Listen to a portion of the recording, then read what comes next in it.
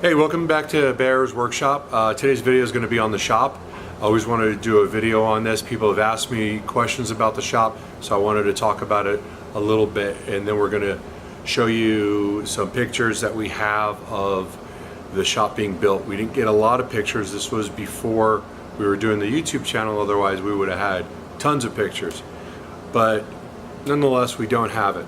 So anyway, the shop itself, it's 30 by 50 by 16.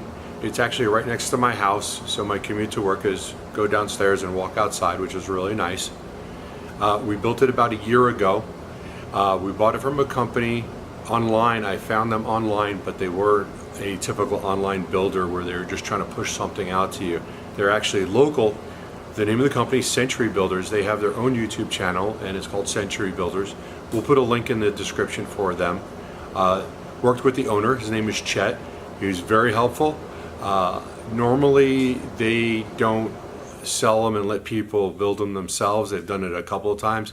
We decided to build it ourselves. Wanted to save on money, and I wanted to do it because I thought it would be fun to do. We did have some problems along the way, and there's some things that aren't as good if Sentry Builders had done it, because I'd never done it before, and I was reading blueprints, and I'm not really a blueprint kind of guy. I've never really done that, but you know, looking at it a long time, I was able to figure it out. We got the shop built. The cost of the package was somewhere around $25,000 or $30,000 for all of the metal. It's exactly what I wanted, except for the fact I did want to go bigger, but because of my town restrictions, I couldn't get the 40 by 60 that I wanted. So we got a 30 by 50, and we're going to show you some pictures, and then we'll take a little tour of the shop after that. So stay tuned.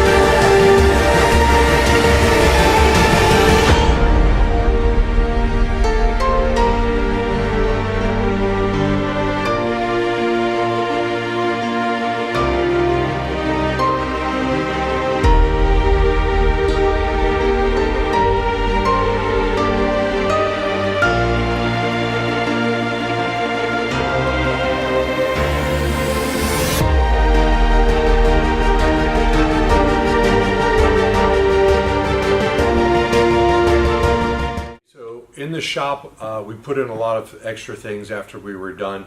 I was able to acquire cabinets from a friend who was rebuilding a house, and we took the cabinets out. So we have a lot of mismatched cabinets, but all this stuff was free, so it was great. We put up some plywood against the walls. You can see we've got some insulation up there, but we were able to get these upper cabinets that came out of a really nice house in a very ritzy neighborhood. So we put in all these cabinets. They don't match. I don't really care. It's just a good place to store stuff. We put in things like an electric line with the spooling thing, so that it can reach. That's got, I think, 40 feet. We put in the center so we can reach pretty much any place just to get electricity to different places. We've got outlets. We've got more cabinets that we acquired. All the cabinets, all these kitchen cabinets that you see, and laundry cabinets, we got them all for free. So it was a really good deal, and you really can't turn it down because it's just good for storing stuff long term. We've got the 2-post car lift. We had to change out the concrete to a higher PSI and a deeper depth, because this is a 4-inch slab. The slab cost about $10,000. I had the builder do it. Couldn't find anybody to get really a better price, and they're ready to do it. So we had the builder take care of the slab, which was great. They knew exactly what they have to do for the building, and it was a big concern bringing someone in and they're not going to put things in the right places or put it to the right depth. So we had the builder take care of that. Walking around, we've got different types of tools that we need.